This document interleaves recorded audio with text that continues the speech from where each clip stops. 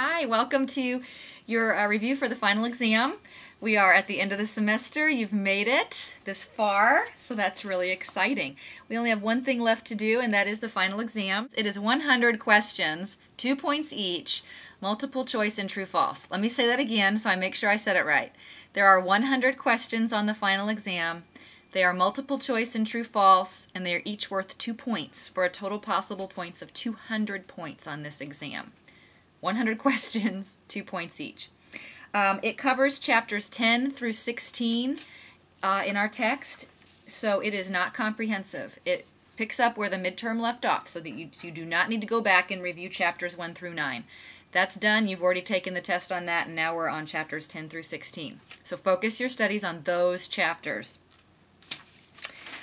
This exam will open up for you tomorrow morning at 6 a.m., Tuesday, December the 8th, and it will close on Monday, December the 14th at 5 p.m. So I suggest that you go in and you begin taking the exam later in the week. Give yourself some time to get your materials organized, to get your notes marked or your book tabbed or whatever it may be, so that you can find the material that you need for the exam quickly. But don't wait till Monday afternoon either, because that's, of course, if you do that, that's when all your computer problems will happen. And we know that computer problems are not an excuse to miss the exam. So give yourself plenty of time to actually take the exam. I suggest starting on maybe Saturday, And remember that if you get locked out, to email both me and your TA, send it to both of us. So that whoever gets it fastest can clear your attempt. But make sure you've communicated to us that you've asked both of us, so that we can check with each other before we go clear your attempt. We don't want to clear your attempt when you've completed it and it's already been cleared. So, and remember to use the appropriate subject line so that we'll know it's important and to get to you quickly. Okay, so here are some things to help you focus your studies. As I mentioned, 100 questions. 2 points each, multiple choice and true-false over chapters 10 through 16. Well, that's helpful, but that's still a lot of information, so I'm going to help you kind of narrow your focus a little bit. I went through and looked at the questions. Sorry, my little girl's writing on the table with me, and it's shaking the table. I'm trying to keep you from needing a Dramamine too badly. Okay, what you'll need to focus on. Issues related to attachment style and how that relates to communication style and relationship quality later. Definition of legally obscene material shows up there. How do you know when something is legally obscene? There's also questions related to rape and incest and sexual violence against both children and adults, and different types of crimes and criminal activity, disorders that would be related to those types of things.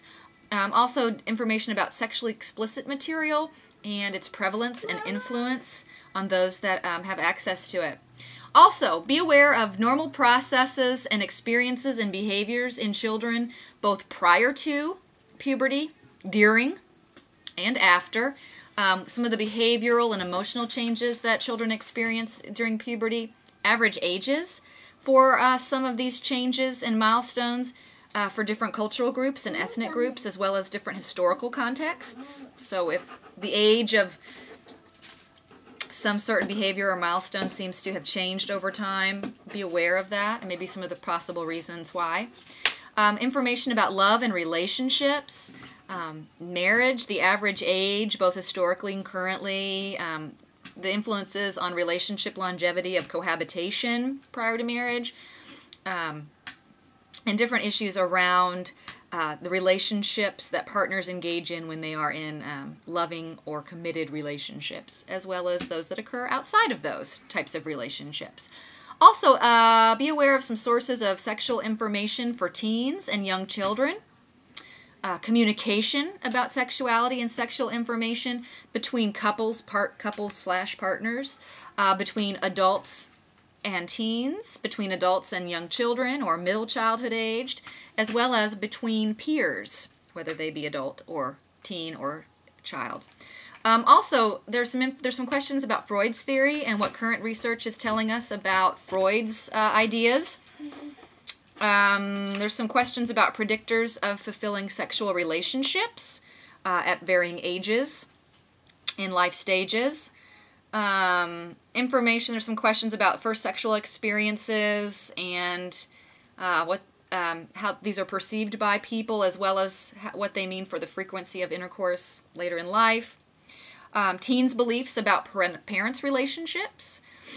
Developmental issues related to sexuality across middle adulthood and into old age. So we talk about puberty when we're talking about adolescence, but what's going on with the middle and older adults in terms of physical changes, behavioral changes, things like that.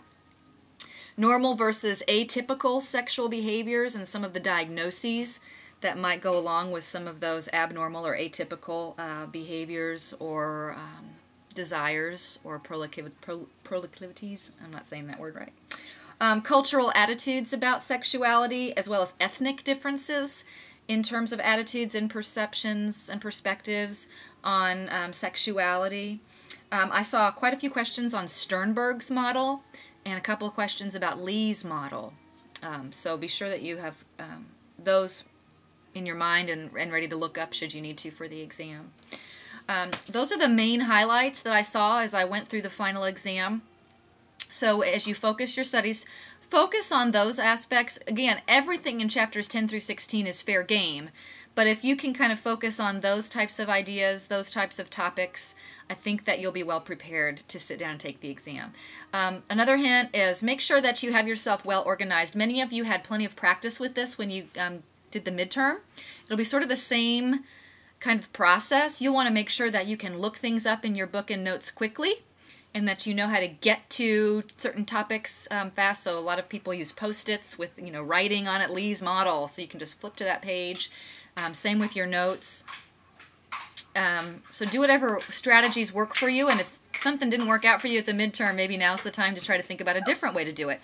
Use that discussion board that's available for the class to toss some ideas around if you're trying to figure out how, hey, my strategy for the midterm didn't work so well. What did you do? What are some things other people did? Go ahead, put a question up there. Ask your peers. Get some information from them about their study strategies and their test-taking strategies. Certainly don't go on there and post questions for people or anything like that. This is an individual assignment, so you're not allowed to work with your classmates. But you can certainly share test-taking strategies and study strategies. Share questions with one another. I can't find Sternberg's model in this book. Can someone help me? Those kinds of things. That's what that forum is for. So take advantage of it. Also, let me or your TA know if you have any questions. And be sure that if you get locked out of your test, you follow the procedures and the course policies to get us that information so that we can quickly get you back and running up online. We will be checking our email pretty often over the weekend for that, because we know you'll be actively taking this exam. And again, don't wait till the last minute on Monday afternoon. That would probably, Murphy's Law would dictate that would mean your computer would crash or something like that. So give yourself plenty of time to take the exam and be locked out and have to have it reset and go back in. Some people find it helpful to print their screen periodically so that if you do get locked out, you don't have to go back and recreate all your answers. You do have those answers printed out there for you. Because as you know, if you've had to have your attempt cleared, you have to start over from scratch. So take those precautions as well. Be sure to move your mouse around a lot as you're taking the exam, and be sure not to use Internet Explorer 8 because we know it's not compatible with Blackboard's test-taking programs. I wish you luck. I thank you for a wonderful semester. It was really fun taking this journey with you. I wish you good luck on this final as well as all the other finals that you'll be taking this semester, and a happy winter break and a happy holiday season, whatever holiday it is that you choose to observe with your family and what your cultural and beliefs dictate. So have fun with that. Have a great time. Come back refreshed in the spring. Maybe I'll see you in some classes. If I don't, it was a pleasure having you in class. Have a great, great break, and good luck on your finals.